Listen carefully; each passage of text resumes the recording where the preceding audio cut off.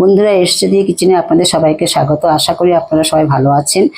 আজকে আমি আপনাদের সামনে নতুন একটা রেসিপি নিয়ে উপস্থিত হয়েছি, চিড়ার নাড়ু। দেখুন, চলুন কীভাবে চিড়া নাড়ু বানিয়েছি।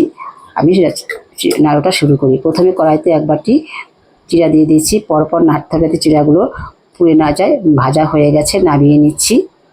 এবার কড়াইতে পরিমাণ মতো গুড় দিয়ে দিচ্ছি এবং সামান্য একটু জল দিয়ে দিচ্ছি।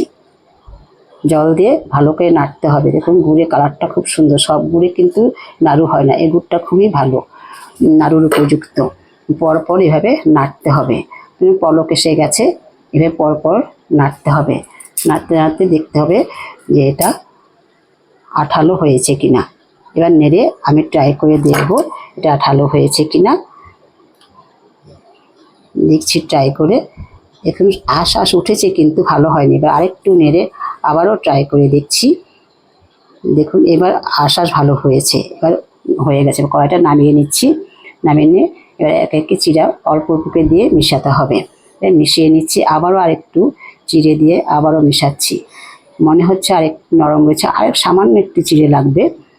আর এক মুঠো চিড়ে দিয়ে ভালো করে মিশিয়ে নাবিয়ে নেব। এবার নাবিয়ে নিচ্ছি। মেশানো হয়ে গেছে।